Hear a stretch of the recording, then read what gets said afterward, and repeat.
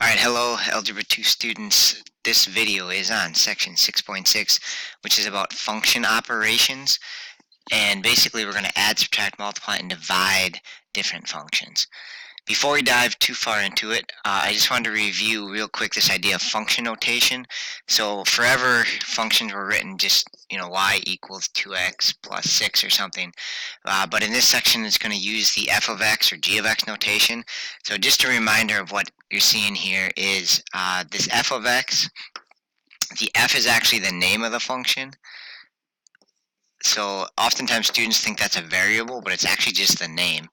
Right, and so our two variables to this are actually x and f of x. Kind of like you have x and y normally, our two variables are x and f of x. All right, and on the other side of the function is what the function does.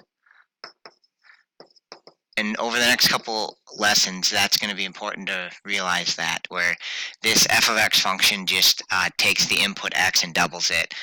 G of x over here takes the input x, triples it, and then adds 1. Alright, so just a different way of doing functions, and you'll see that in this section. Alright, so at any rate, here's kind of a big picture of what we're doing today is we're going to have two functions, one called f, one called g, and when they write this little notation, that just means add the two functions together. Alright, so f plus g of x means add f of x and g of x. F minus g of x means subtract the two functions in that order where f goes first, so f minus g. You could do g minus f of x, so that would be something slightly different. Also can multiply them. They're going to use a little dot for that. That just means multiply the two functions. And then f divided by g of x means divide the two functions. All right, and division has like kind of one extra trick of it, that the g of x can't be 0. And if you think that through for a second, that would make sense, because in a fraction you can't have 0 in the denominator, right? So there's no divide by 0. So this one has like a special case that the denominator can't be 0. Alright, so here we go. So we've got two functions, and at the top they're defined. F of x just doubles the input and adds 7. G of x takes the input and adds the root of the input, the square root of it. Okay, and so these are super straightforward, right? So f plus g of x, all that means is take whatever f of x is and add to it g of x. So in this case, f of x is 2x plus 7, and then g of x is x plus root x. Okay, and on this particular case, we're not going to FOIL or anything, right, because we're not multiplying them, we're adding them together, and all that really happens is you combine your like terms. The only like terms here are those x parts. So if I combine those, I get 3x, and then we still have the root x and the 7. All right, so when we add them together, our result is equal to that statement. All right, so pretty straightforward. Just combine your like terms. Subtraction, very, very similar. All right, so I'm going to write it out again. So here's f of x, and I have to subtract from that all of g of x. So here the parentheses are a little bit significant, because the g of x part, all of it gets subtracted, so that negative sort of gets distributed to both parts. So I have the f of x, and then I have a minus x and a minus root x. Okay, and again, our answer here is just going to be to clean up the like terms. So 2x minus x, so I get x, and then we still have minus root x and a plus 7. Okay, and that's our result when you subtract them. Pretty straightforward.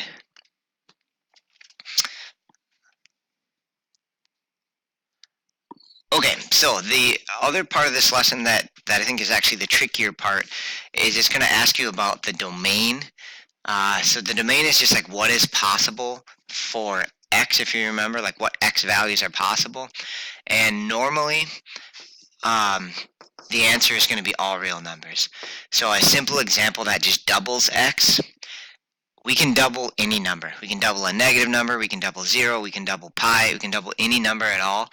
Right, so x can be anything in this case. So in that case, we say the domain is all real numbers. All right, which I'm going to start abbreviating with ARN, all real numbers. Okay, so the only two exceptions that'll come up in this section is if we have another function, let's call it g of x this time, and it has root x in it. In this case, x can't be everything, right? When we do a square root, if we're dealing with real numbers, the number underneath the check mark can't be negative. It has to be a positive number or 0. So in this case, since we can't have negatives, we're going to say our domain is x numbers that are greater than or equal to 0. Basically can't be negative. Okay, last case, let's call this h of x. So the other exception is in a fraction. So let's say we had x plus 7 over x minus 3. In this case, x can be most numbers, except we can't have a 0 in the denominator. All right, so for here, if we sort of set the denominator to 0 and say, well, if we solve that, x being 3, that would create a problem, because then we would have 10 divided by 0, and that would be an error. Right, we can't have a divide 0 situation. Right, so in this case, we say the domain is all real numbers except 3. All right, so on the homework questions, they're going to ask you to do like add, subtract, multiply, or divide the functions, but then you will also have to figure out what is true of the domain. All right, and basically it's going to be all real numbers except if it's got a root or if there's a divide situation. You have to figure out when the denominator is 0. Okay, so I'm going to go back. We already did this question. We did f of x and g of x, and we added them and subtracted them, so I have our answers up here. So if you just want to add in your notes here the domain, all right, so take a minute and see if you can figure out what is the domain for each of these situations. Okay, so your answer to the first one is because it's got a radical x in it, it's going to be x has to be non-negative. So it has to be greater than or equal to 0. It's not all real numbers because we can't have negative numbers coming into this addition of functions. Right, and the subtraction one is actually the same thing because it has a root x in it, so greater than or equal to 0. Okay, and that's pretty much it. So I think we got a multiply divide example next, but you also have to do domain on these questions. Okay, so we've got a different definition for f of x this time, a different definition for g of x, and so we want to multiply them and do the domain.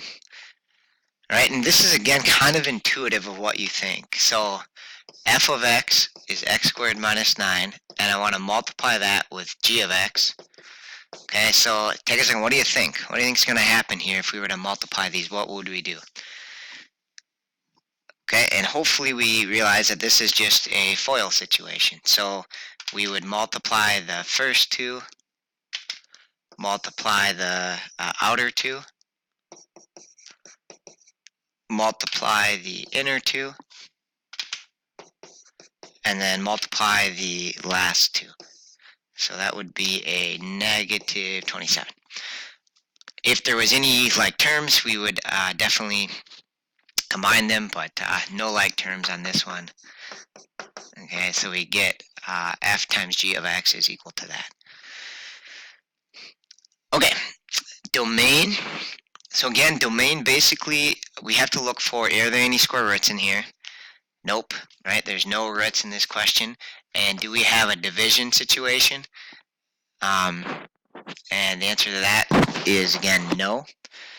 So domain can be, or x can be anything, so there's no restriction on domain.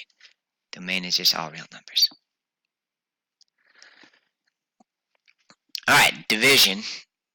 Okay, so same two definitions, and division is weird because we don't really divide them.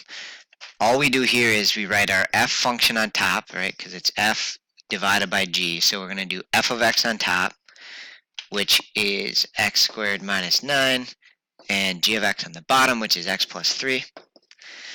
Okay, and so the idea here is instead of actually dividing, we're just going to factor and cancel. So we have to remember factoring, right? And so we could check kind of the bottom's not really going to factor much, but the top, we could say, well, is your GCF? No GCF. It's not the 3-term case, right? So oftentimes when we factor, we have like 3 terms, and we make it multiply to the 12 and add to the 7 or whatever. Not working in this case, really.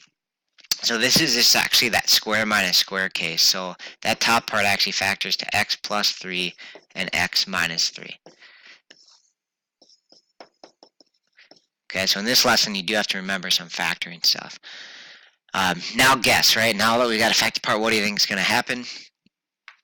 Hopefully you realize that you're just going to cancel out the x plus 3's. So when we divide, we get an x minus 3. All right. And again, as far as the domain goes here, it's tempting to think again that it would be all real numbers, just like it was in the previous question. But this one is division. Okay, so we got to kind of go back. Don't look at your answer. Kind of go back to earlier parts in the question and say, hey, what number would make a divide by 0 situation? So what one would the denominator be 0? And we would see that that would happen at -3. Okay, so our domain for this example is going to be all real numbers except -3. Okay, and so it's tempting because students want to look at the answer and think like it might be all real numbers except 3 or something, but the denominator is where you focus. So look back in the question, and anytime the denominator would be 0, then it's going to make an exception. All right, I'm going to fly through one more example. All right, one more, and I'm going to do another division one because I think those are the hard part. So this is a multiplication and division one. So I'm going to fly real quick. So to multiply them, it won't always happen this way, but I guess on this example it is. So there's f of x and there's g of x. So again, that's just going to be a FOIL. All right, so I'll fly through this, but if you maybe you want to pause and try it, and then you can check your answer with mine.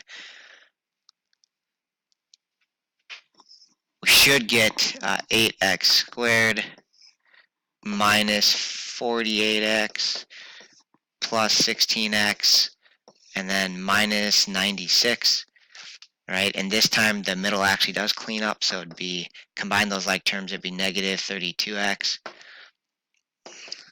Okay, so that's our answer for multiplying them. Again, no division, no square root in it, so our domain there would just be all real numbers. All right, so the one I really want to focus here on is the division, because again, it's just, you have to remember how to factor.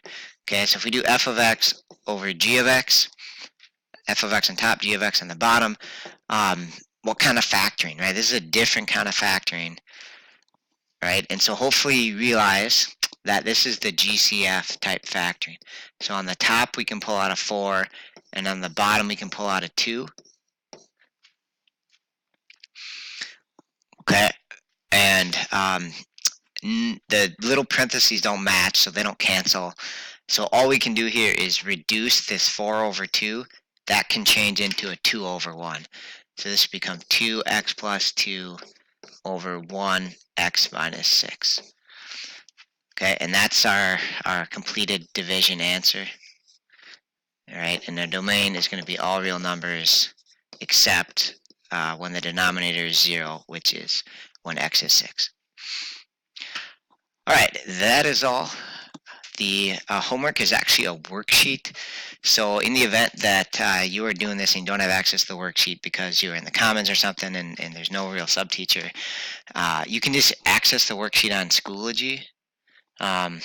And then just do your work on a piece of notebook paper. So the questions, the worksheet should be there along with an answer key. But just do your work in your notebook. Otherwise, if they do have access to the worksheet, you could just do your work on the worksheet. That'll save you a little bit of writing. All right, that is all. Have a good day.